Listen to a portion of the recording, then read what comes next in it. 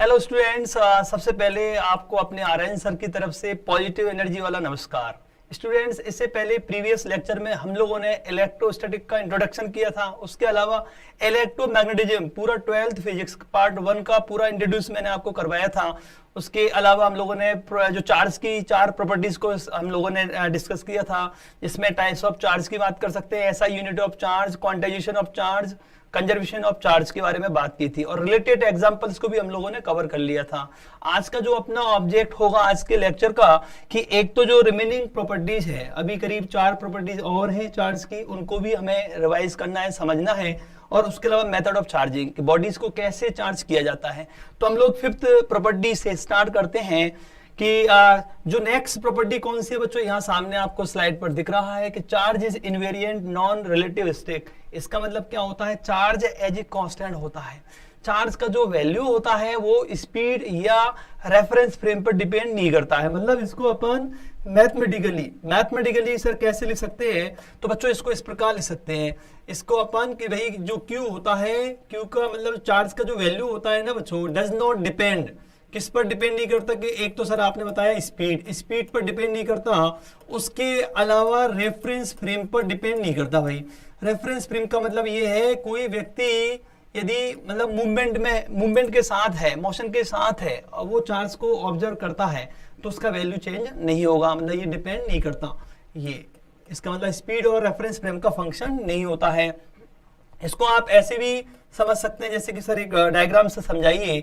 जैसे मान लीजिए चार्ज है बच्चों, यहाँ पर कोई चार्ज है, ये मान लीजिए रेस्ट पर है तो इसका वैल्यू Q है।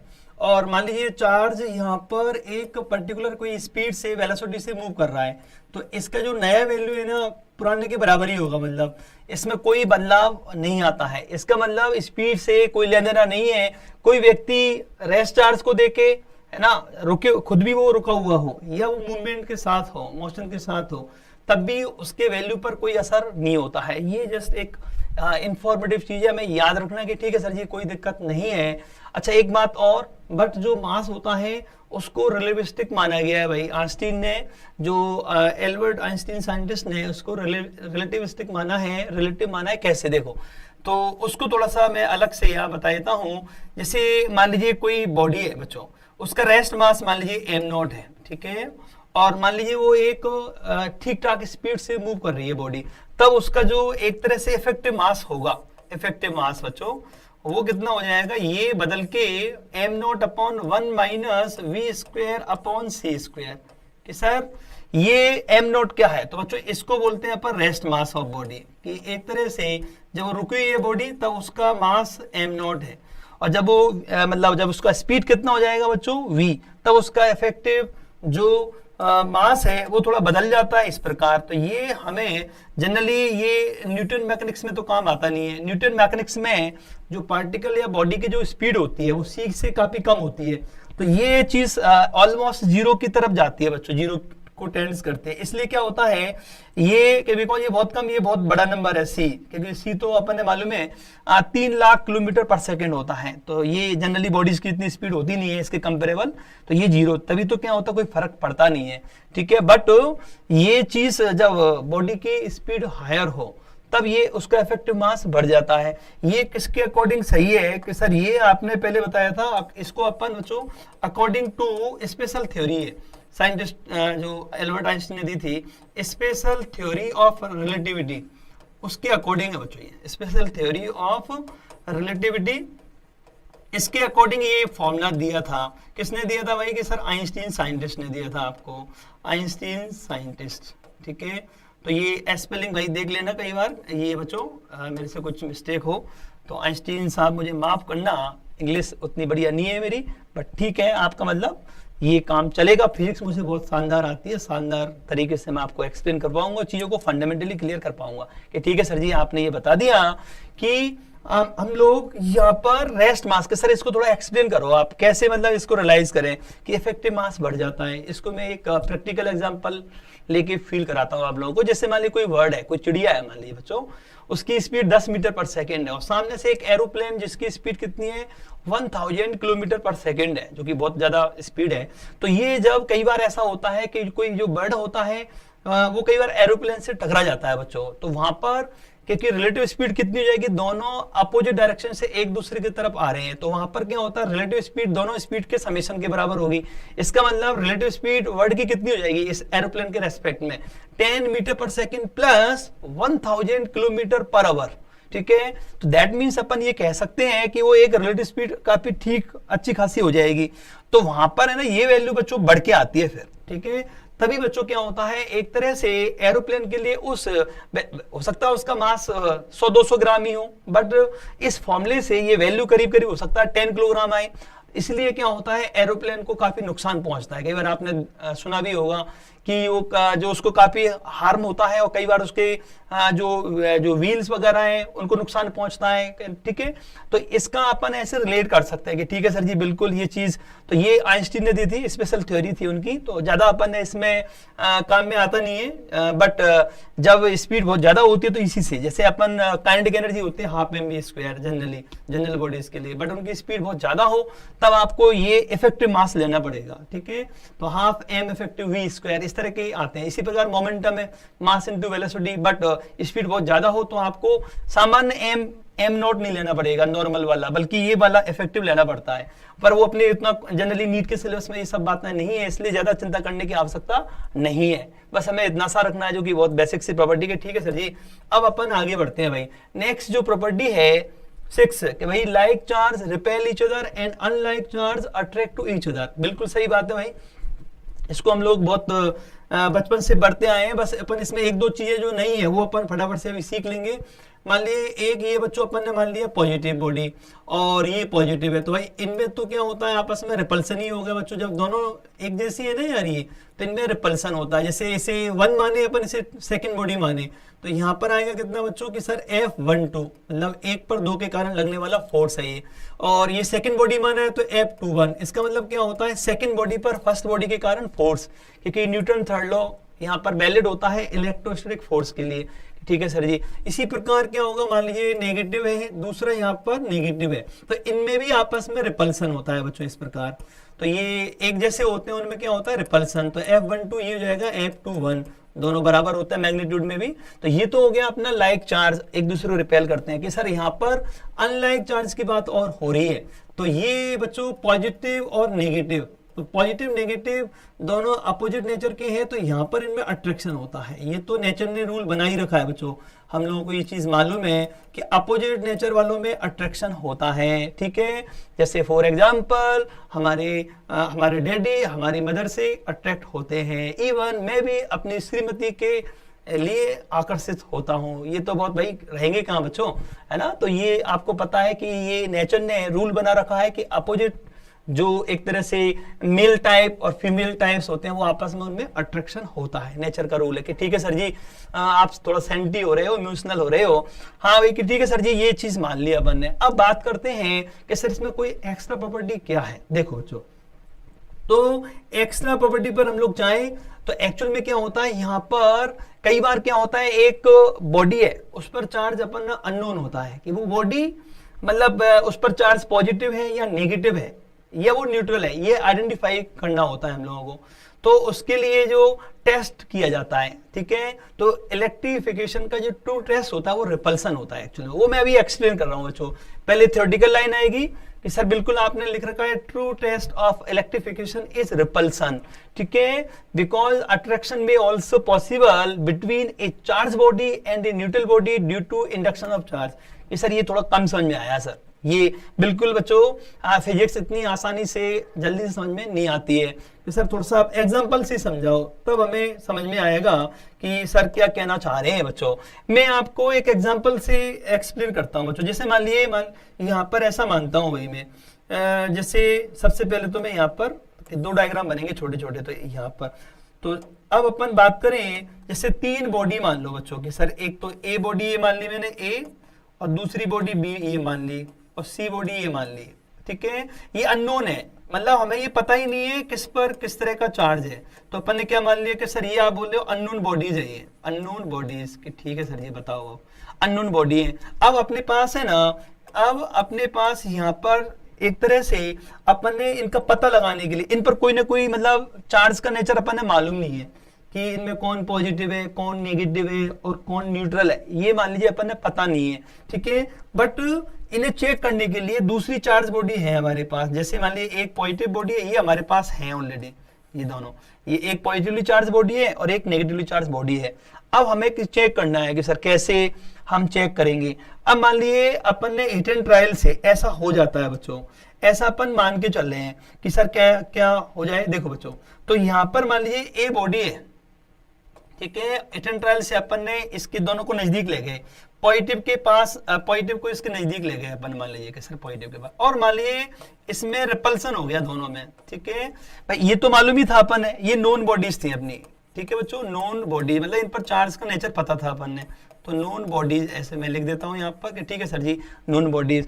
तो इस पॉजिटिव जो बॉडी थी अपनी वाली, जो नॉन बॉडी थी, उसने एक ए अननोन बॉडी को रिपेल कर दिया। तो भाई साहब ये रिपेल हो रहा है, रिपल्सन हो रहा है यहाँ पर, तो 100% डेफिनेटली यहाँ पर 100% कह सकते हैं, डेफिनेटली अपन ये कह सकते हैं कि डेफिनेटली यहाँ पर ये जो होगा, इसका जो नेचर होगी ना बच्चों, ये पॉजिटिव होगी भाई, ये पॉजिटिव होगी। ये मतलब अपन ने, क्योंकि अपन ने लिखा है कि टेस्ट का जो ट्रू टेस्ट जो होता है वो किससे होता है, रिपल्सन से, क्योंकि रिपल्सन क्या होता है, सेम टाइप के बॉडीज के बीच होता है। तो ये पॉजिटिव है और पॉजिटिव से कोई अननोन बॉडी रिपेल हो रही है तो 100% वो भी पॉजिटिव होगी, ये इसका मतलब है बच्चों, क्योंकि रिपल्सन से अपन गारंटी दे सकते हैं, ठीक है, हम लोग इंश्योर कर सकते हैं, सुनिश्चित कर सकते हैं, ठीक है सर जी। और जैसे मान लीजिए बी बॉडी है, हिट एंड ट्रायल से अपन मान लीजिए इसको पास में ले गए अपन, किसको बच्चों, नेगेटिव को, और नेगेटिव ने बी को रिपेल कर दिया, मान लीजिए ऐसा पाया गया कि बी रिपेल हो गया किससे, अपनी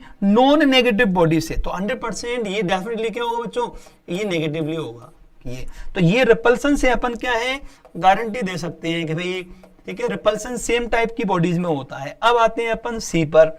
अब मान लीजिए ऐसा हो गया, सी जो बॉडी है ना बच्चों, ये सी बॉडी वो पॉजिटिव की तरफ अट्रैक्ट हुई, मान लीजिए अट्रैक्शन है दोनों में, और यहां पर ये नेगेटिव की तरफ भी अट्रैक्ट हुई।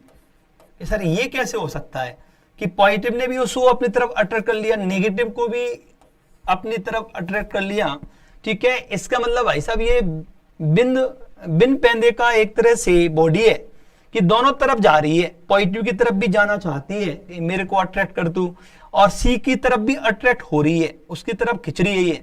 इसका मतलब भाई साहब ये कुछ अलग ही मामला है, ना तो ये मुझे मेल टाइप लग रहा, ना फीमेल टाइप लग रहा, ना तो फीमेल टाइप होता तो इससे अट्रैक्ट होता, मेल टाइप होता तो ऐसे अट्रैक्शन हो जाता। इसका मतलब ना तो ये भाई साहब मेल टाइप ना फीमेल टाइप है, तो इसे तो इस तरह के लोगों को अपन क्या बोलते हैं बच्चों, न्यूट्रल बोलते हैं ना, ठीक है। तो ये न्यूट्रल है भाई साहब, ये तो अलग ही टाइप की एक तरह से प्रजाति कह सकते हैं अपन, तो ये भाई साहब न्यूट्रल है, ठीक है। न्यूट्रल में ही ऐसा हो सकता है यार, है ना। तो ये अपने पास कहने का मतलब अट्रैक्शन में हमेशा जब अट्रैक्शन होता है ना बच्चों, तो अट्रैक्शन से गारंटी नहीं दे सकते अपन यार, है ना, क्योंकि अट्रैक्शन तो जब दोनों, यदि कोई बॉडी पॉजिटिव नेगेटिव दोनों से अट्रैक्ट होती है तो 100% वो न्यूट्रल होती है बच्चों, है ना। जबकि अपन ये नहीं होता अपने पास, जैसे मान लीजिए नेगेटिव बॉडी नहीं होती तो अट्रैक्शन से गारंटी नहीं दे पाते अपन, अपने दिमाग में ये चलता कि हो सकता है ये नेगेटिव हो, नेगेटिवली बॉडी हो, या न्यूट्रल भी हो सकती है। तो ये एक पंगा होता है सर ऐसे कैसे हो सकता है कि एक न्यूट्रल बॉडी जिस पर कोई चार्ज है ही नहीं, वो पॉजिटिव से भी अट्रैक्ट हो जाती है, नेगेटिव से भी अट्रैक्ट हो जाती है। तो ये बच्चों मैं आप लोगों को इसको मैं एक्सप्लेन कर देता हूं कि सर ऐसा क्या, क्योंकि मैंने लिख भी रखा है कि यहाँ पर इंडक्शन की वजह से ऐसा होता है। तो मैं एक एक्स्ट्रा मतलब पेज पर आपको समझाए तो एक्सप्लेन कर देता हूँ भाई, ठीक है सर जी।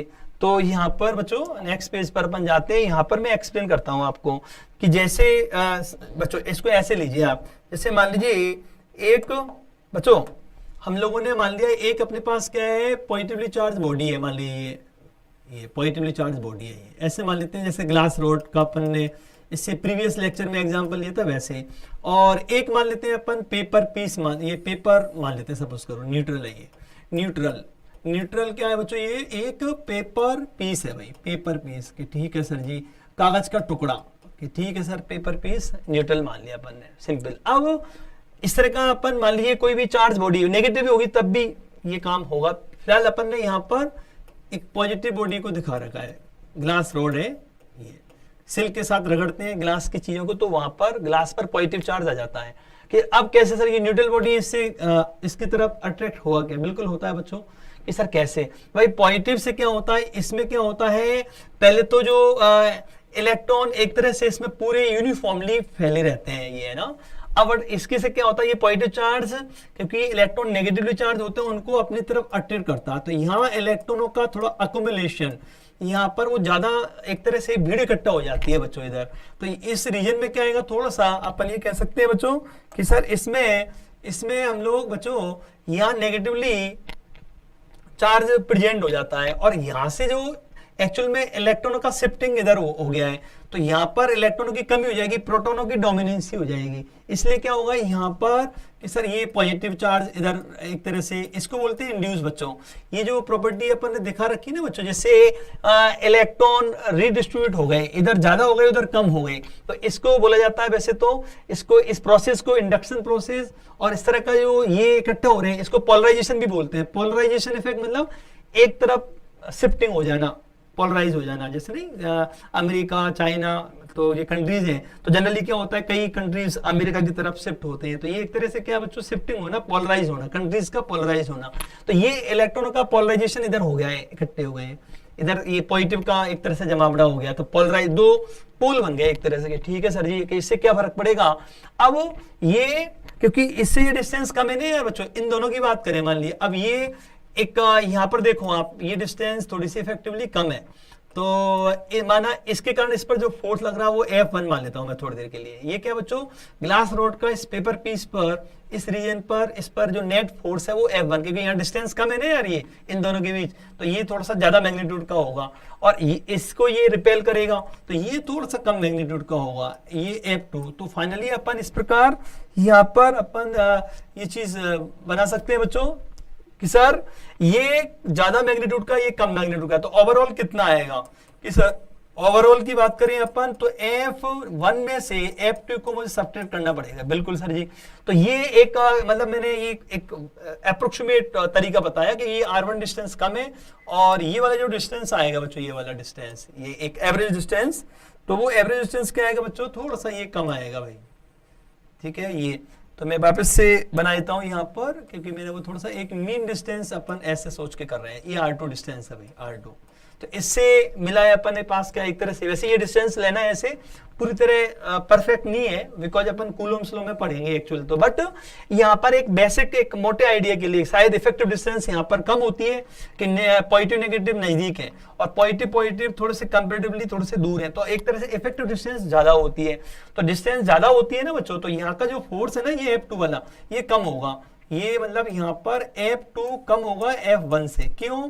क्योंकि F1 के लिए डिस्टेंस कम है। ठीक है सर जी, तो ये क्या होगा, अट्रैक्टिव होगा बच्चों, नेट फोर्स क्या होगा, अट्रैक्टिव। ठीक है सर जी, ये आपने क्लियर कर दिया ऐसा। तो ये बच्चों एक मैंने ये एग्जांपल लेके बताया कि कैसे एक जो न्यूट्रल बॉडी होती है वो भी मतलब एक पॉजिटिवली चार्ज बॉडी की तरफ अट्रैक्ट हो सकती है। इवन बच्चों डेली लाइफ में भी ऐसा होता है कि जब अपन जो कॉम्ब होता है उसको अपन अपने बालों पर रगड़ते हैं, तो अपन डस्ट पार्टिकल या पेपर पीस के पास ले जाते हैं तो उसकी तरफ अट्रैक्ट होता है, वो उसमें भी इस तरह का है, क्योंकि कॉम्ब पर नेगेटिव चार्ज आ जाता है बच्चों, नेगेटिव चार्ज कॉम्ब पर, तो इधर पॉजिटिव उधर नेगेटिव इकट्ठा हो जाता है। कुल मिला के अपोजिट चार्ज पास में मतलब इंड्यूस होता है यहाँ पर। ठीक है, और तो उस वजह से ऐसा होता है। वैसे अपन ये पढ़ेंगे बच्चों, इंडक्शन में आएगा अपना, आज ही अपन स्टडी कर लेंगे, इसलिए ज्यादा माथा फोड़ी नहीं कि ठीक है सर जी लर्न करेंगे हम लोग। तो वापस से अपन बच्चों अपनी पीपीटी पर लौटते हैं, तो कि सर जी अपन तो अभी थोड़ी देर में ये आगे बच्चों की। ठीक है सर जी, आपने ये एक्सप्लेन कर दिया, तो हमें याद रखना है जो इलेक्ट्रिफिकेशन का जो टेस्टिंग होती है प्रॉपर्ली वो कैसी होती है, रिपल्सन से। ठीक है सर, अब आगे और बताओ, नेक्स्ट प्रॉपर्टी की तरफ जाते हैं हम लोग। तो नेक्स्ट प्रॉपर्टी है अपने पास एक्सीलरेट चार्ज रेडिएट एनर्जी, जो कि मैंने आपको इससे पहले जब मैंने जो इलेक्ट्रोमैग्नेटिज्म का इंट्रोडक्शन करवाया था उसमें भी मैंने ये बात आपको समझाई थी। ठीक है, तो वापस से मैं यहाँ पर उन चीजों को और एक्सप्लेन कर देता हूँ कि मान लिया कोई चार्ज है बच्चों, कोई चार्ज है कि सर ये आपने एक चार्ज मान लिया, सपोज करिए ये, ठीक है, ये Q, और ये क्या मान लिया अपन, रेस्ट पर है, रुका हुआ है। तो इसके आसपास क्या होते हैं, एक दुनिया होती है बच्चों, एक ऑरा होता है जिसमें अनदर चार्ज को लाने पर ये चार्ज उस चार्ज पर फोर्स लगाता है। ठीक है, तो एक फील्ड होता है, उस फील्ड को इलेक्ट्रिक फील्ड बोलते हैं एक्चुअल में। तो ये इसके आसपास क्या होता है कि सर आपने अभी बताया इलेक्ट्रिक फील्ड, चलो मैं ये लिख रहा हूँ, ई होता है भाई, ई का मतलब यहाँ पर इलेक्ट्रिक फील्ड से है, इलेक्ट्रिक फील्ड होता है सर रुका हुए चार्ज के आसपास। अब यही चार्ज मान लीजिए बच्चों एक कांस्टेंट वेलोसिटी से चलने लगे, v क्या हो जाए कांस्टेंट, चलो मैं वेक्टर लगाता हूँ बिकॉज ये वेक्टर क्वांटिटी है ना बच्चों इसलिए। तो यहाँ पर अपन बात करें कि सर आप यहाँ पर लिख दीजिए कांस्टेंट, ये पूरे लिख देता हूँ कांस्टेंट, तो ये वेक्टर फॉर्म है। तब ये मान लिए तो तब क्या होता है इसके आसपास बच्चों, क्योंकि मैंने आपको कल भी बताया था कि एक इससे पहले वाले लेक्चर में अपन ने की एक जो वायर है और जब उसमें इलेक्ट्रॉन चलने लग जाते हैं बच्चों, इलेक्ट्रॉन चलते हैं उसमें, तो वहां करंट डेवलप होता है, करंट की वजह से आसपास में मैग्नेटिक फील्ड प्रोड्यूस हुआ था। उसी से मैंने बताया था कि मैग्नेटिक निडल में एक डिफ्लेक्शन आता है बच्चों।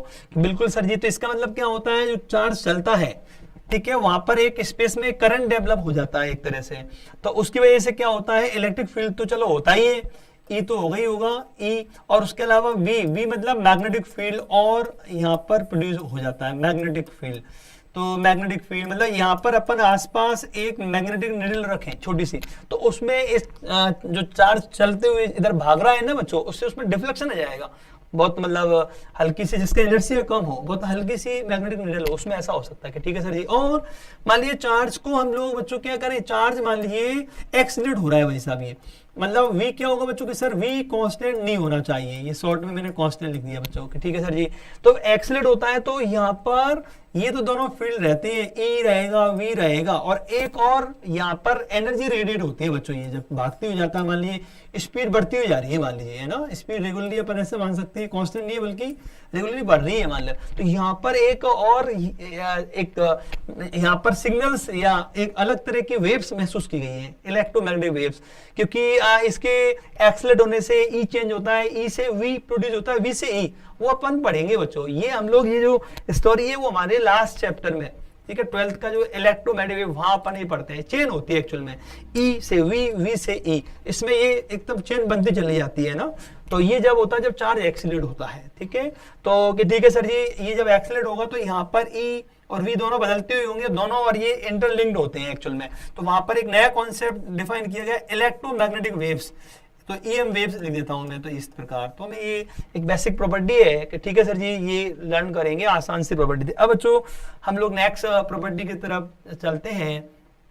तो अगली जो नेक्स्ट प्रॉपर्टी है, charge is always associate with mass, मतलब जो चार्ज होता है वो हमेशा मास से एसोसिएट होता है, रिलेटेड होता है, मतलब जहां पर चार्ज है वहां पर आपको मास मिलेगा। तो सही बात भी है, कॉमन सेंस है बच्चों, क्योंकि चार्ज की बात करें अपन तो मतलब एक तरह से अपन बच्चों एक तरह से अपन बात करें कि सर जी यहाँ पर लेते हैं अपन, जैसे चार्ज है, मतलब ये कहना है कि भाई साहब चार्ज है, चार्ज प्रेजेंट एक तरह से, तो 100% क्या होगा बच्चों, चार्ज प्रेजेंट, तो 100% कह सकते हैं वहां मास होगा उस बॉडी पर, 100% मास विल बी, ठीक है, ये इसका मतलब है, मास विल बी 100% डेफिनेटली बच्चों, ये इसका मतलब मान सकते हैं अपन चार्ज प्रेजेंट किसी बॉडी पर, और ऐसा होना भी चाहिए बच्चों, चाहे क्योंकि जो चार्ज होगा तो या तो वहां पर प्रोटॉन की डोमिनेंसी है, तो प्रोटॉन है तो मास होगा भाई, और यदि नेगेटिवली चार्ज बॉडी है तो वहां इलेक्ट्रॉन की डोमिनेंसी है, मतलब प्रोटॉन से ज्यादा है इलेक्ट्रॉन, तब भी मास होगा। इलेक्ट्रॉन प्रोटॉन प्रेजेंट उनमें जब उनके नंबर में इम्बैलेंस हो जाता है, नंबर मतलब नंबर में गड़बड़ी हो जाती है, एक नंबर बढ़ जाता है एक कम हो जाता है, तभी बॉडी पर चार्ज होता है। इसलिए वो कॉमन सेंस वाली प्रॉपर्टी है यार, चार्ज है तो मतलब प्रोटॉन या इलेक्ट्रॉन 100% वहां होंगे ही होंगे, ठीक है, इसका मतलब मास भी होगा भाई, उनमें मास भी होता है ना इसलिए। अच्छा एक पॉइंट और मैं यहाँ पर आपको लिखवा देता हूँ बच्चों कि सर कौन सा, एक्चुअल में फोटोन जो होते हैं, एक्चुअल रेस्ट मास जो होता है ना फोटोन का बच्चों, रेस्ट मास ऑफ फोटोन, कि सर बिल्कुल rest mass of photon, rest mass जो होता है बच्चों फोटोन वो 0 होता है, सर ये बच्चों ये एक प्रॉपर्टी है, rest mass of photon is 0, sir बिल्कुल 0, ये अपन ने मान लिया सपोज करो, ठीक है बच्चों, होता है ये, ठीक है, क्योंकि अब बात करते हैं तो इस देयरफॉर क्या होता है बच्चों, क्योंकि हमने लिख रखा है मास, मतलब मास तो होना ही चाहिए चार्ज के लिए, तो इसका रेस्ट मास 0 होता है, इसका मतलब क्या होगा, चार्ज फोटोन पर चार्ज क्या होगा बच्चों के सर 0 होगा, तो ये भी एक प्रॉपर्टी है एक्चुअल में, है ना। तो एनर्जी का पैकेट होता है फोटोन, केवल, मतलब वहां इलेक्ट्रिक फील्ड मैग्नेटिक फील्ड को लेके एक तरह से वो जाता है, ठीक है। मतलब एक स्पेस ही है, बंडल बोलते हैं, एनर्जी पैकेट होता है बच्चों, बट उसमें कोई चार्ज नहीं होता, चार्ज तो प्रोड्यूस करता है बल्कि, है ना। और उसमें एक्चुअल में इलेक्ट्रॉन प्रोटॉन प्रेजेंट नहीं होते फोटोन के अंदर, वो तो एक चार्ज के एक्सीलरेट होने की वजह से यहाँ पर एक फील्ड होता है एक्चुअल में, ना। तो उसमें कोई मतलब मास वगैरह होता नहीं है बच्चों, है ना। तो ये तो जस्ट अपना एक वेव्स है, सिग्नल्स है, ठीक है। तो इसलिए क्या होता है, इसमें कोई चार्ज होता नहीं है। तो ये जस्ट हमें बच्चों इन चीजों को रिलेट करना है, ठीक है। तो थ्योरी को भी थोड़ा बढ़िया से रखें अपन कि सर ये होगी, आर्ट ऑफ प्रॉपर्टी अपन ने खत्म कर दी बच्चों। अब हम लोग जल्दी से, क्योंकि हमने प्रॉमिस किया था, जेंटल प्रॉमिस थी हमारी कि हम लोग मेथड ऑफ चार्जिंग को भी कवर करेंगे, ताकि अगले लेक्चर में हम लोग कूलम्ब्स लॉ तक पहुंच जाए।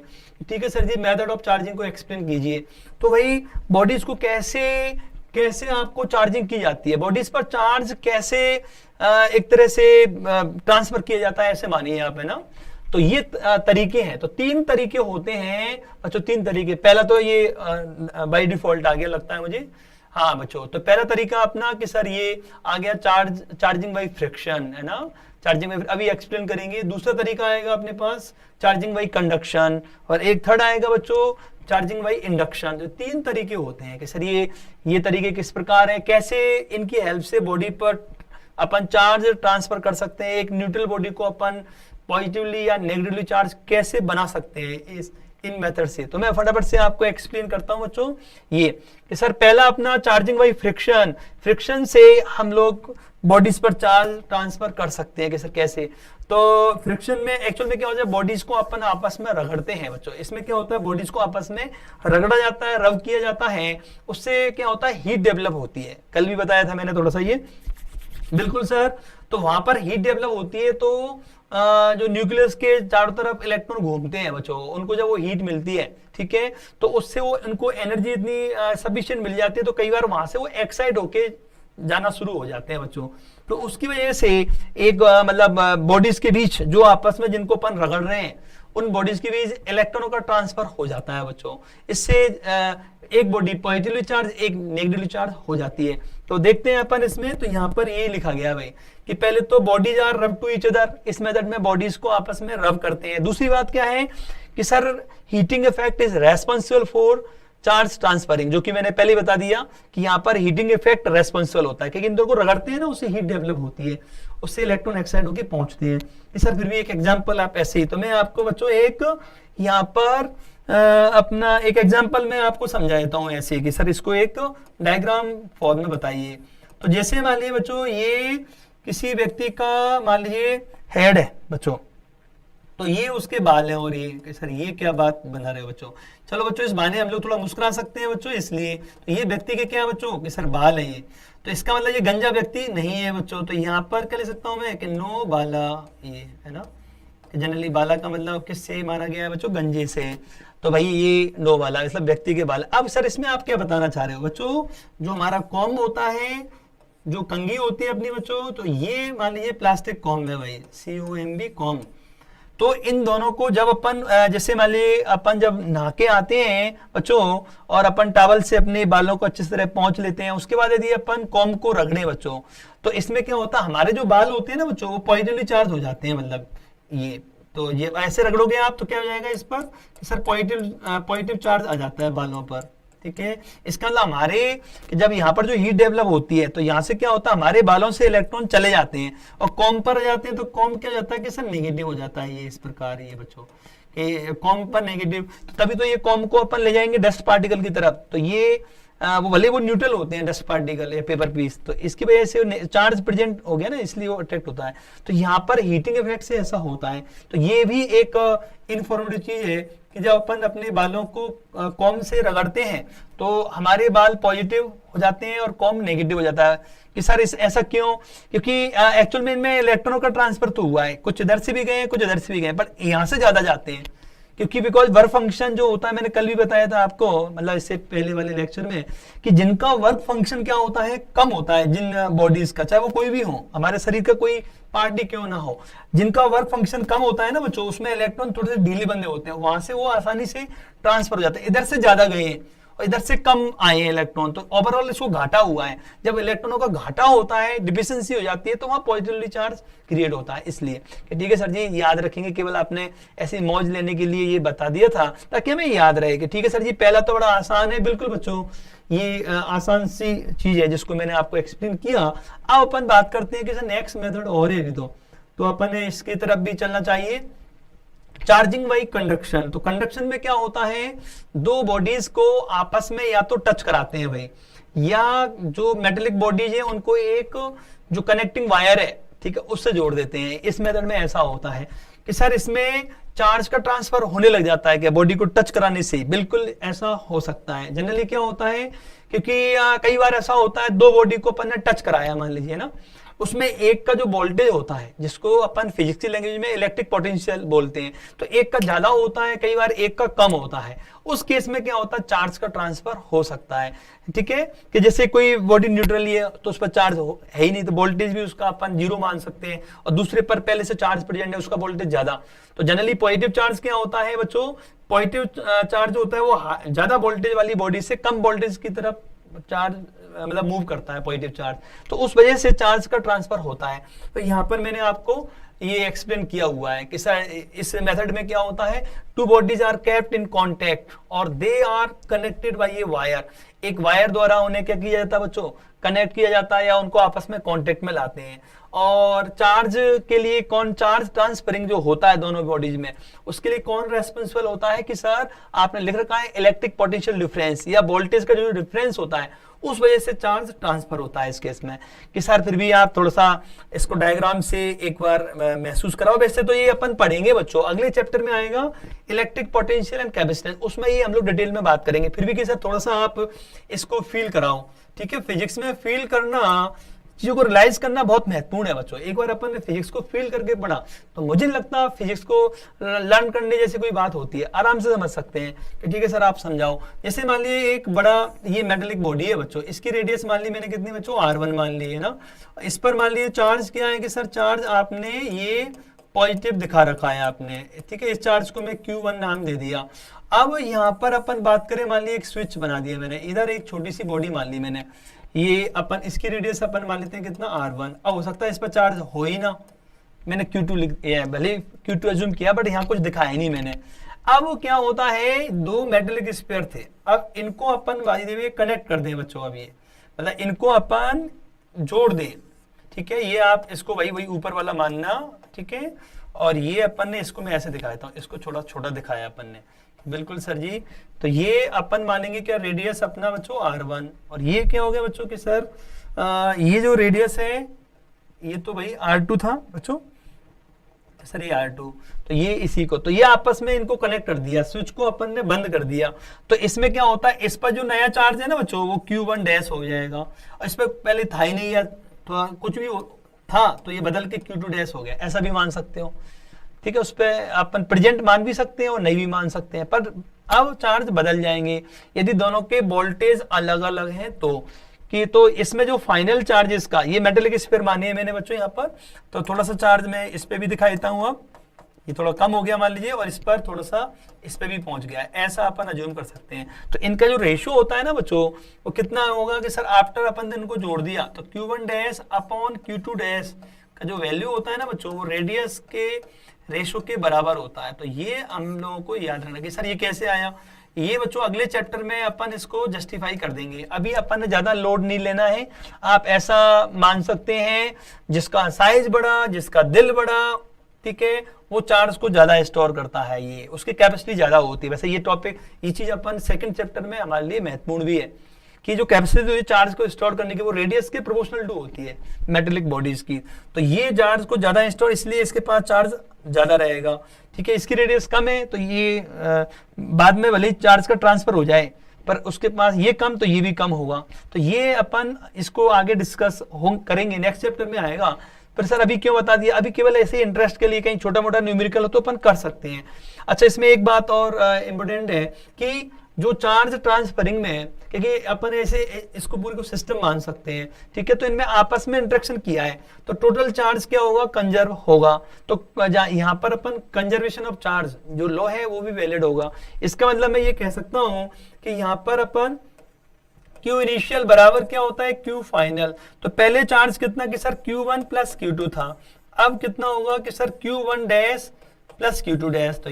तो ये हाँ मतलब जस्ट इसको हम लोग लर्न कर सकते हैं, इस चीज को जस्ट याद रखिए आप, है ना।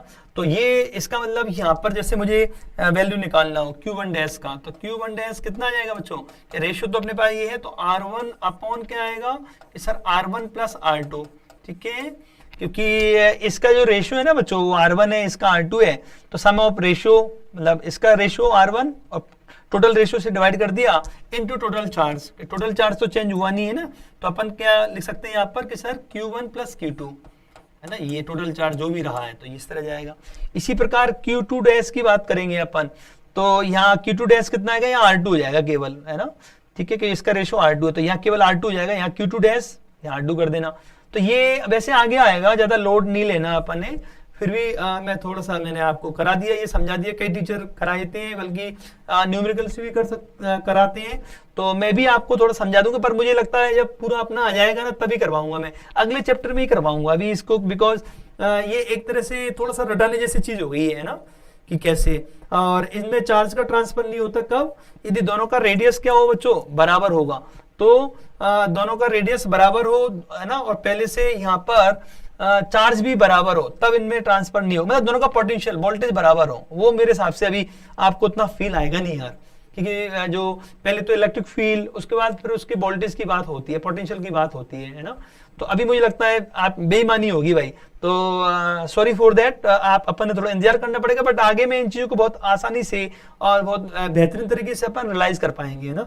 फिजिक्स पूरी बच्चों समझने वाली है, कुछ भी रटने वाला नहीं होता है, तो ये सब चीजें मैं आपको जस्टिफाई कर दूंगा, ऐसा क्यों, है ना, ये क्यों लिखा है हम लोगों ने ऐसा। एनीवे, तो अभी अपन नेक्स्ट लास्ट जो अपना मेथड है चार्जिंग बाई इंडक्शन, उसकी बात करते हैं बच्चों। इंडक्शन में देखो पहले में तो अपन ने बॉडीज को आपस में रब किया था, रगड़ा था। सेकेंड मेथड में अपन ने बॉडीज को या तो कांटेक्ट में रख दिया था, ठीक है, या एक वायर से उनको जोड़ दिया था अपन ने, ठीक है। अब यहाँ पर इंडक्शन में क्या होता है, ना तो रगड़ते हैं भाई साहब, ना ही अपन उनको एक वायर से जोड़ते हैं, बल्कि इसमें क्या केवल पास में लेके आते हैं। तो इस मेथड में क्या होता है, बॉडीज को मतलब एक चार्ज बॉडी को दूसरी बॉडी के जो न्यूट्रल बॉडी है उसके पास में लेके जाते हैं, केवल पास में, पर इसमें इंडक्शन होता है, इंडक्शन इंस्पिरेशन एक तरह से। कि सर कैसे, थोड़ा समझाता हूं, देखो मैं, तो यहाँ पर क्या होता है, bodies are placed close to each other, बिल्कुल सर जी आपने बता दिया था। और सेकंड जो बात है मैंने बताया, इन जो पोलराइजेशन होता है चार्ज का, पोलराइजेशन की वजह से यहाँ पर जो चार्ज होता है रीडिस्ट्रीब्यूट हो जाता है बच्चों। तो इंडक्शन तीन बातें हो गई एक तरह से, इंडक्शन में क्या होता है, पास में आने से काम हो जाता है। तो फ्रिक्शन में तो क्या होता है, एक तरह से अपन ने चीजों को रगड़ना पड़ता है, जैसे अपन नहीं किसी फ्रेंड से बोलते हैं बच्चों कि चल यार कहीं चलना है अपन ने, तो आप उसको झुंझलाते हो एक तरह से, ठीक है, उसका कंधा पकड़ के, दैट मीन्स वो हो गया एक तरह से फ्रिक्शन। और कंडक्शन में क्या होता है, आप धीरे से उसे टच करते हो, चलते चलते टच कर दिया, तो वो एक तरह से कंडक्शन है। और इंडक्शन में क्या होता है, इसमें केवल पास में जाते हैं, दूर से ही काम हो जाता है, इसमें इशारों इशारों में बात हो जाता है बच्चों कि हाँ चलना है आज, अपन ने पार्टी करनी है, वैसा कुछ माहौल है इसमें बच्चों। तो ये मतलब इंडक्शन में बॉडीज केवल पास में आने से ही काम हो जाता है इसमें, ना, तो वेव्स पहुंच जाती है एक तरह से। देखते हैं किस तरह का बच्चों, तो मैं यहाँ पर आपको एग्जाम्पल से समझाता हूँ कि कैसे मतलब एक ये चीज मतलब इंडक्शन से कैसे बॉडीज पर चार्ज आता है। तो इसके लिए मैं ऐसा करता हूँ भाई, देखो एक मैंने मान लीजिए वही ग्लास रॉड मान ली बच्चों, ये ग्लास रॉड, एक तो मैं यही समझा देता हूँ बच्चों, यहाँ पर ये सर पॉजिटिव चार्ज है इस पर, ग्लास रॉड पर अपन मानते हैं ये, तो ये ग्लास रॉड है कि ठीक है सर, बात मान ली आपकी, ग्लास रॉड जिस पर पॉजिटिव चार्ज है। अब मान लीजिए कोई मेटेलिक स्फीयर है बच्चों, ये मेटेलिक स्फीयर, और इस पर कोई यहाँ पर बच्चों चार्ज नहीं है, इसको मैं ऐसे, इस पर ये कोई चार्ज नहीं है, ये न्यूट्रल लिख देता हूँ मैं, न्यूट्रल मेटेलिक स्फीयर मानो आप, न्यूट्रल बच्चों, न्यूट्रल मेटेलिक स्फीयर, ठीक है sir, neutral metallic sphere, short में एसपी लिख देता हूँ डॉट, ठीक है सर, न्यूट्रल मेटेलिक स्फीयर। अब इसको भाई अपन ये स्टैंड पर लगा रखा है, ताकि मतलब ये रबर का स्टैंड मानो एक तरह से, ताकि ये आइसोलेटेड रहे, है ना, इधर से कोई चार्ज का फ्लो ना हो पाए।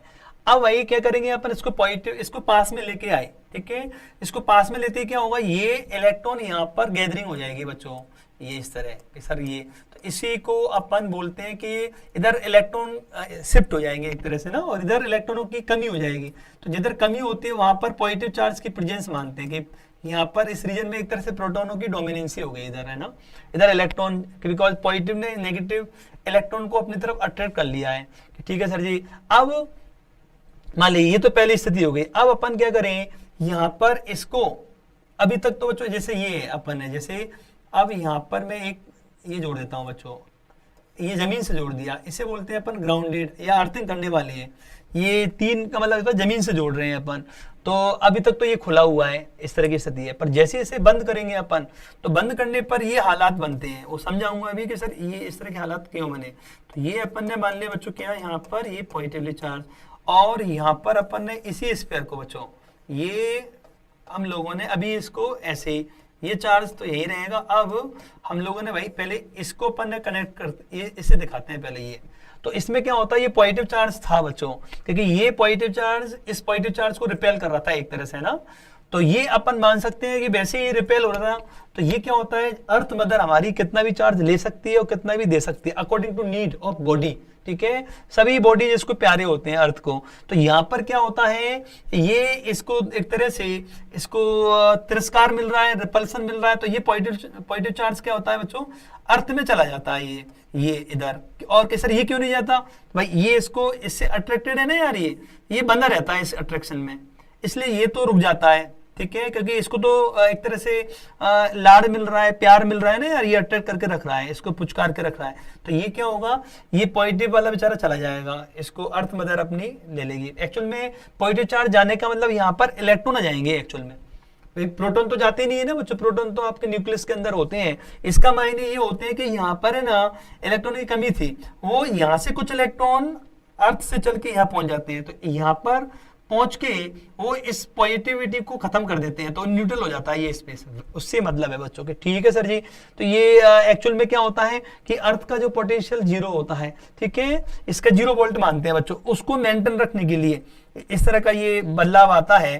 ठीक है, वो अपन अगले चैप्टर में ये सब चीजें डिस्कस होंगी। तो फिलहाल की ठीक है सर जी, पॉजिटिव चार्ज को अर्थ ने कैंसिल कर दिया, अर्थ के इलेक्ट्रॉनों ने कैंसिल कर दिया, या पॉजिटिव चार्ज यहाँ से चले गए, ऐसा मान सकते हैं अपन। कि अब क्या होगा, अब अपन बच्चों, क्योंकि अपन ने इंडक्शन चल रहा है, ये टच नहीं कराया, अब अपन क्या करें, इसको कनेक्शन को हटा लेते हैं। मान लीजिए यहां से मैं इसको हटा लेता हूं, तो अभी भी क्या होगा, अभी भी देखो पहला डायग्राम ये मान लिया बच्चों आप कि सर ये फर्स्ट वन मान लिया अपन ने, फर्स्ट ये मान लिया, और सेकंड डायग्राम ये मानो आप। अब थर्ड में इधर ही बनाता हूँ बच्चों थोड़ा सा। तो ये कि सर जी आप बना दो, थोड़ा सा छोटा बना रहा हूँ बच्चों में, यहाँ पर जगह कम बची है इसलिए। अब कि ठीक है सर जी, आपने ये मान लेना, थोड़ा सा मैंने छोटा बना दिया ये, कि ठीक है सर जी। अब भाई साहब ये क्या होगा, ये नेगेटिव, ये इलेक्ट्रॉन यहीं पड़े रहेंगे ऐसे, भले अपन ने अर्थिंग वायर हटा दिया, कनेक्शन हटा दिया ये, तो ये इस तरह की हालात बनेंगे। अब अपन ये तो अभी नजदीक है इसलिए इस तरह का रहेगा, उसके हट जाने से भी कोई फर्क नहीं पड़ेगा। लेकिन क्या होगा, इन दोनों के बीच डिस्टेंस अपन काफी ज्यादा कर दें बच्चों, ये ग्लास रॉड बच्चों, और इनके बीच में डिस्टेंस अपन काफी ज्यादा, ये एक तरह इनफाइनाइट जैसा डिस्टेंस हो जाए। तब क्या होता है, इस पर जो ये जो बॉडी थी अपनी, जो स्फीयर था बच्चों, ये बच्चों जो स्फीयर था उस पर, इसको भी मैं थोड़ा सा ठीक बनाता हूँ यार। तो ये इस प्रकार बच्चों थोड़ा सा गोला बड़ा बनाते हैं, ये ठीक है सर जी, मान लेंगे। तो यहाँ पर बच्चों अब क्या होने वाला है कि सर ये काफी डिस्टेंस हो गया, तो यहाँ पर क्या होगा, इलेक्ट्रॉन ये यूनिफॉर्मली फैल जाता है बच्चों इस प्रकार। ये जो इलेक्ट्रॉन थे ना वो इस तरह का, ये नेगेटिव चार्ज यूनिफॉर्मली फैल जाता है, जबकि उसको बहुत दूर ले जाता है, बिकॉज अभी तो अट्रैक्शन था ना बच्चों। तो ये क्या होता है, इसके इधर जितना पास में जा सकते हैं उतने चले गए ये एक तरह से, है ना। बट ये बाद में जब ये अट्रैक्शन खत्म हो जाएगा तो ये केवल ऐसे फैल जाएंगे यूनिफॉर्मली, और ये जमीन से कांटेक्ट तो है नहीं। तो इसका मतलब अपन ने चालाकी से क्या किया बच्चों, ये अपना थर्ड डायग्राम था और ये अपना फोर्थ डायग्राम था। तो आप समझ गए होंगे बच्चों कि यहाँ पर हम लोग बात करें तो पहले अपन ने चालाकी से, मतलब एक जो बॉडी न्यूट्रल थी, है ना, उसको अपन ने चालाकी से पहले तो एक तरफ अपन ने नेगेटिव, एक तरफ पॉजिटिव, फिर अर्थ में भेज दिया पॉजिटिव एक तरह से, और फिर अपन ने वहां से कनेक्शन हटा दिया, तो नेगेटिव रुक के रह गया, फिर इसको भी हटा दिया जिसकी वजह से नेगेटिव पॉजिटिव पोलरिटी बनी थी, इसको हटाते ये तो एक तरह से अपन ने चार्ज को, ये न्यूट्रल बॉडी को भी अपन नेगेटिवली चार्ज कर दिया। तो ये इंडक्शन मेथड ही है, क्योंकि इसमें जो ग्लास रोड को अपन ने ना तो टच कराया है ना रगड़ा है भाई, तो बस ये याद रखना है। ठीक है बच्चों, इसमें इस टेक्निक को बोलते हैं ये पोलराइज हो गया चार्ज है ना, और इसको बोलते हैं इंड्यूस चार्ज। जैसे मान लीजिए ये क्यू है बच्चों, इस पर चार्ज मान लीजिए कैपिटल, चलो क्यू मान लेता हूं मैं, और इस रीजन में जो चार्ज यहाँ आया है ये क्यू डैश, इसे बोलते हैं इंड्यूस चार्ज बोलते हैं बच्चों। एक इधर भी है, generally by default induce charge का मतलब सामने वाले से होता है। तो ये भी आपकी नॉलेज के लिए बता देता हूं मैं आपको, जो इंड्यूस चार्ज है बच्चों, ये इंड्यूस चार्ज ये बच्चों, तो ये इंड्यूस चार्ज क्यू डैश जो होता है वो कितना होता है बच्चों कि sir -q1 upon epsilon R. ये भी मैं थोपने वाली बात है बच्चों अभी, तो कि सर ये आपने क्या मतलब और अलग से चीज बता रहे हो आप, तो कोई बात नहीं, चिंता अपन ने नहीं करना है, ये मैं सब चीजें आगे क्लियर कर दूंगा बच्चों। ये तो मैंने केवल मुझे याद आ गया एक तरह से, तो मैंने बता दिया कि भाई इसको अपन इंड्यूस चार्ज बोलते हैं क्यू डैश को, है ना, जो कि इसके अपोजिट नेचर का होता है, इसलिए -q लगा रखा है। जैसे ये क्या है, इसको डाइलेक्ट्रिक कांस्टेंट बोलते हैं। ये हर मटेरियल का अपना एक कांस्टेंट होता है, ठीक है, उसके नेचर पर डिपेंड करता है, उससे डिसाइड होता है। जैसे मेटल के लिए इनफाइनाइट होता है, ये मेटल के लिए वैल्यू इनफाइनाइट होती है, तो क्यू डैश बराबर -q जाएगा, 1/∞ 0 हो जाएगा ना। तो जितना चार्ज यहाँ है उतना ही यहाँ पर अपोजिट, जैसे ये मान लीजिए 1 कूलम है, तो यहाँ -1 कूलम एक तरह से क्या हो जाएगा, अक्यूमुलेट हो जाएगा इधर, या पोलराइज हो जाएगा, इंड्यूस हो जाएगा। और इधर मतलब एक तरह से 1 कूलम, तो यहाँ -1 कूलम, यहाँ +1 कूलम, ये इसका मतलब है। ये आगे आएगा, अभी चिंतित नहीं होना है आपको कि सर ये आप फालतू की चीजें बताए थे बीच बीच में, वो कई बार हम लोग भावुक हो जाते हैं टीचर लोग, बट ये आगे आएगा काम में, तो डू नॉट वरी, वापस जब रिपीट होगा तो ये क्या होता है, इसके क्या मायने हैं वो अपन पढ़ेंगे बच्चों। तो अभी ज्यादा अपन ने चिंतित नहीं होना, ठीक है। ये तो मैंने ऐसे ही आपको मतलब एडवांस में बता दिया एक तरह से, ठीक है सर जी, तो मुझे लगता है अपना हो भी गया, यही था। एक और मैं आपको बता देता हूँ कि सर आप एक और बताने वाले थे, जिसमें अपन क्या करेंगे बच्चों, इंडक्शन की वजह से कैसे मतलब अपन एक साथ पॉजिटिव नेगेटिव, दो स्पेयर है उनको, एक को पॉजिटिव एक को नेगेटिव कैसे कर सकते हैं। ये तो अकेले को किया है अपन ने, तो उसको भी मैं एक्सप्लेन करता हूँ यार, है ना। उसको एक और तरीका, एक एग्जांपल और लेते हैं, मतलब कहने का मतलब इंडक्शन का। ये इसमें एक पेज और बढ़ा देता हूँ मैं बच्चों, तो ये अपने पास मामला हो जाएगा, अगली तरफ जाए, ये प्लस हो गया, ठीक है जी। तो ये इंडक्शन का एक एग्जाम्पल और बच्चों मैं करा रहा हूँ आपको, ये अपने पास आ गया नया एग्जाम्पल। तो अपन इसमें क्या करने वाले हैं, दो स्पेयर है बच्चों, ये है ना, ये एक और दूसरा ये वाला, ठीक है, ये इस प्रकार। वैसे तो अपन यार बना भी, इससे मैं करके देखता हूँ एक बार, ये अच्छे नहीं बन रहे, एक बार मैं, है ना, इसकी मेरी थोड़ी प्रैक्टिस कम है ना, इसलिए फिर भी मैं एक बार कोशिश कर रहा हूँ बच्चों, एक बार इससे। तो ये एक अपन ने मान लिया ये स्पेयर, ठीक है बच्चों, और दूसरा भी मैं यहीं से लेता हूं भाई, ये तो धीरे धीरे हैबिचुअल हो जाएंगे हम लोग बच्चों, ये ऐसे, ठीक है सर। अब तो आपने थोड़ा सा ठीक बनाया, क्योंकि मैंने ये बच्चों डिजिटल बोर्ड की हेल्प से बनाया है यार मैंने, है ना, तो मेरी और प्रैक्टिस हो जाएगी, तो मैं उम्मीद करूंगा कि अपन बढ़िया करें बच्चों। अब स्टैंड तो मैं ऐसे बना देता हूँ यार, ये ठीक है सर जी। आपने ये दो स्पेयर बनाए, मेटलिक स्पेयर, एक तो ए और एक बी, दोनों न्यूट्रल मानो बच्चों। अब अपन क्या करें, यहाँ पर मैं एक पॉजिटिव रॉड लेके आता हूँ यार बच्चों, ये पॉजिटिव ग्लास रॉड ऐसे मान लेते हैं अपन ये। अब होगा क्या, यहाँ पर तो भाई साहब इलेक्ट्रॉन इकट्ठे हो जाएंगे इस रीजन में, कि बिल्कुल सर जी ये इलेक्ट्रॉन, और ओवरऑल कमी यही होगी भाई, लास्ट में ये इधर वाले इधर इलेक्ट्रॉन की कमी हो जाएगी, है ना, क्योंकि इसमें ऐसा होता है लास्ट एंड पर, ये आपस में टच कर रखा है बच्चों यहाँ, तो ये ठीक है। तो ये मामला हो गया अपना, ये ग्लास रॉड ही मान लो आप तो अभी भी, बिकॉज ग्लास रॉड को अपन आसानी से पॉजिटिवली चार्ज कर सकते हैं कि ठीक है सर जी। अब क्या होगा, एक पर नेगेटिव एक पर पॉजिटिव, अब अपन इनको धीरे से अलग भी कर दें बच्चों दोनों को, जैसे ये, ठीक है, ये ऐसे थोड़ा सा गैपिंग अपन बच्चों, मैंने तो ये हाथ से बना दिया, ठीक है, ये ऐसे मानो आप, थोड़ा सा अपन ने गैप क्रिएट कर दिया, तो होगा क्या बच्चों, अब अपन ने ये अभी भी पास में रखा है, तो अभी भी क्या होगा, यहाँ पर अब आपका नेगेटिव बना रहेगा और यहाँ पर अभी भी पॉजिटिव बना रहेगा, क्योंकि जरा सा गैप क्रिएट किया है, ये मान लो ज्यादा नहीं कि अपन ने थोड़ा सा ये इस प्रकार। अब कि सर एक तो ये डायग्राम हो गया आपका जिसमें टच थे, इसमें अपन ने थोड़ा सा गैपिंग बढ़ा दी, सेकंड हो गया।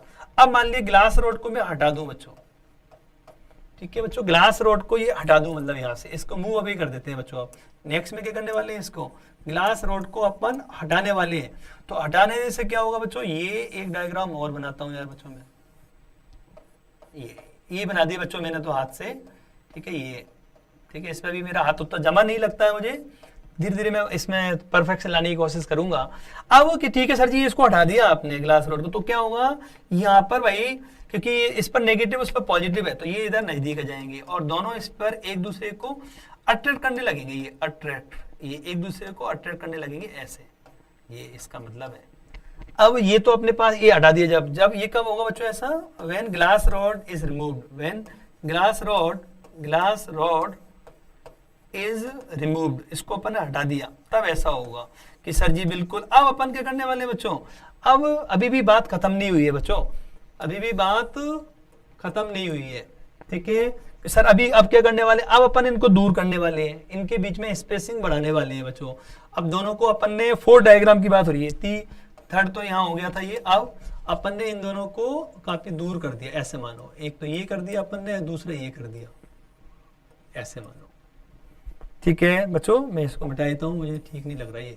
हाँ भाई कि सर जी आप वापस एक बार बना लो, तो ये अपन ने मान लिया दूसरा वाला, और ये बच्चों इस प्रकार। अब मैं ये बता रहा था आप लोगों को कि इनके बीच का डिस्टेंस अपन ने काफी ज्यादा कर दिया, मतलब इन्फिनाइट जैसा, इन्फिनाइट मतलब एक लॉन्ग डिस्टेंस अपन ने क्रिएट कर दिया। तो इसमें क्या होगा, इस पर जो नेगेटिव था वो आपका यूनिफॉर्मली फैल जाता है बच्चों, ये कि कोई अट्रैक्शन होगी नहीं ना एक तरह से, काफी दूरियां बढ़ गई ना यार बच्चों। पहले तो पास में दूरी मतलब अट्रैक्शन होता है, जब दूरी बहुत ज्यादा हो जाती है तो एक तरह से अट्रैक्शन भी कम हो जाता है, इसलिए वो एक तरह से ये चार्ज फिर ये पूरी तरह यूनिफॉर्मली फैल जाएगा। तो हमने चालाकी क्या की बच्चों, एक साथ ये दोनों इस पर को टच करा के एक पर नेगेटिव पोलराइज करवा लिया, दूसरे पर पॉजिटिव, फिर दोनों में गैपिंग, ताकि हमेशा के लिए अलग हो गई है। लास्ट में तो फिर इनकी दूरियां भी बढ़ा दी। तो ये अपन ने स्मार्टली चालाकी से एक तरह से इसमें अपन ने एक ए स्क्वायर को नेगेटिवली चार्ज कर दिया, दूसरे को जो बी वाले को अपन ने कर दिया क्या पॉजिटिवली चार्ज। तो ये इस तरह का एक पूरा बच्चों ये इंडक्शन का सेकंड एग्जांपल लिया एक तरह से, कैसे बॉडीज पर चार्ज प्रोड्यूस कर सकते हैं। तो इस तरह अपना बच्चों ये खत्म हो गया, ठीक है। तो ये आपको पीडीएफ में भी अवेलेबल हो जाएंगी। अब हम लोग बच्चों इससे भी और इंटरेस्टिंग टॉपिक अपना कूलॉम्स लॉ स्टार्ट होने वाला है। ये छोटे छोटे बेसिक्स थे बच्चों, इनको भी क्लियर करके रखें। तो कूलॉम्स लॉ में हम लोग बेहतरीन न्यूमेरिकल्स लेंगे ताकि फंडामेंटल क्लियर हो, थोड़ी वहां मैथमेटिक्स का इन्वॉल्वमेंट शुरू हो जाएगा अब, है ना, इंटीग्रेशन डिफरेंशिएशन। तो मैं आप लोगों को मेरे अपने वीडियो आपके मैथमेटिकल टूल्स के भी आपको अवेलेबल करा दूंगा, तो वहां से आप वो बेनिफिट उठा सकते हो। बिकॉज मैथमेटिकल टूल्स का क्लियर होना बहुत आवश्यक है फिजिक्स स्ट्रॉन्ग करने के लिए। तो मैं आपको बिल्कुल साइंटिफिक तरीके से मैं टूल्स को आपको समझाऊंगा, तो आप उनको समझेंगे तो आपको काफी बेनिफिशियल होगा, ठीक है। अगले लेक्चर में हमारी कूलॉम्स लॉ में मुलाकात होगी। तब तक के लिए आप लोगों को बहुत बहुत धन्यवाद। अपना ख्याल रखिए, अपने अंदर पॉजिटिविटी बढ़ाइए। तब तक के लिए जय हिंद, जय भारत, थैंक यू।